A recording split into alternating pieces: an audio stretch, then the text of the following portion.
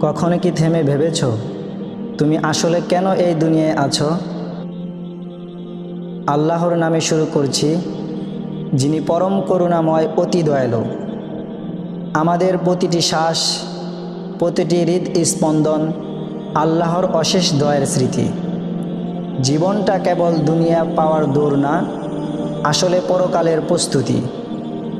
মনে রেখো, প্রকৃত শান্তি দুনিয়ার জিনিসে না, তা আছে আল্লাহর স্মরণে।